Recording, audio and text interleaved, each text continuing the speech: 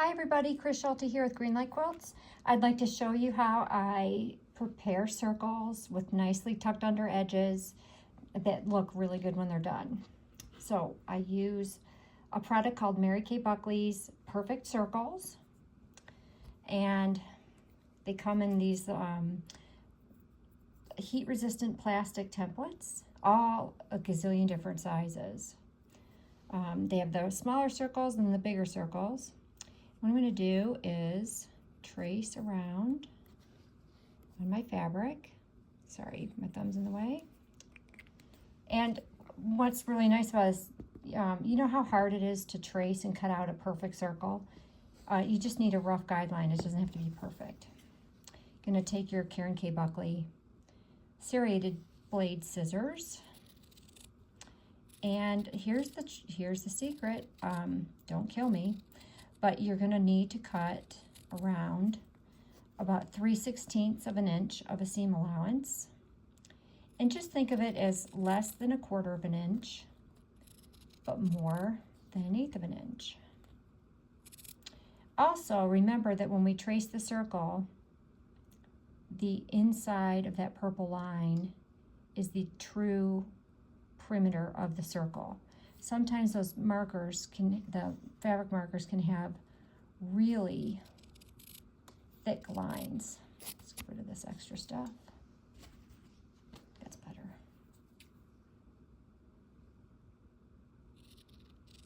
Okay. Now, why 3/16? Because 1/4 is a little too much, and it can lend to tucks. 1/8 is too little. And now that you have the circle cut out,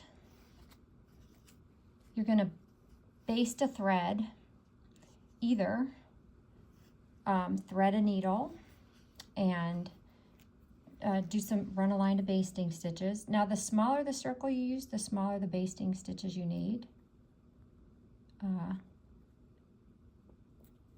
Okay, so either do that, or on the bigger circles, I find that you can run a basting stitch on your machine.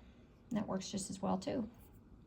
But since this one has the color, I'm going to take the needle off.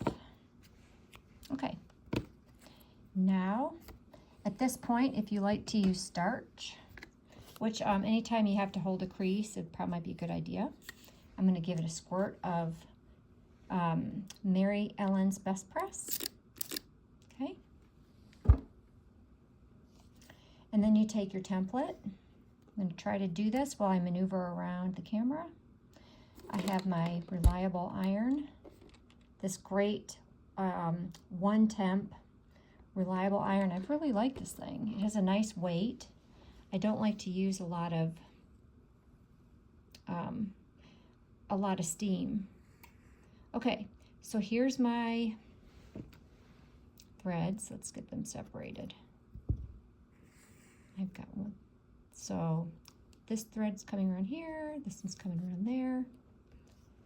And here's where I hold it down. So I'm holding the thread with my middle finger and I'm drawing it in. Okay, and you just pull it tight. And it should look like a bottle cap. Okay? See that? I made it look easy, didn't I? And without burning your fingers, I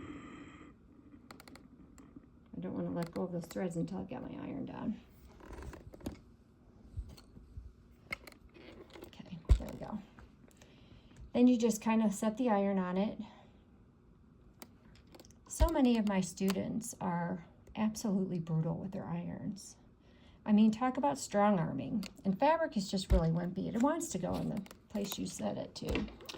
Okay, so now that that's pressed, if you have the fortune to have one of these quilt clappers, now would be a good time to lay it on top. And then allow the fabric to cool and dry. Actually, a little 411, this used to be a kitchen counter. My husband repurposed it and made it into this quilt clapper, and my daughter painted the top. a very special Mother's Day gift for me. And honest to goodness, I don't know what I would do. I don't know what I did without it. Okay, and then after this little guy is all dry, you would, in set, you would take the template plastic out, and you could pull the basting thread.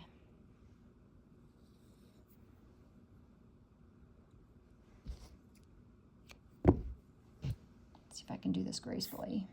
There we go. So basting thread is out, and just because I'm the boss, I'm going to tell it, remember, stay in its place.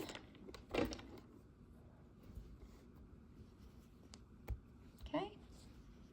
And then once that's cool and dry, you'd slip the plastic out and it's good to go. Isn't that pretty? And then you would go ahead and applique it however you like, by machine or by hand. And I'll just show you an application. Would be, I did these by hand.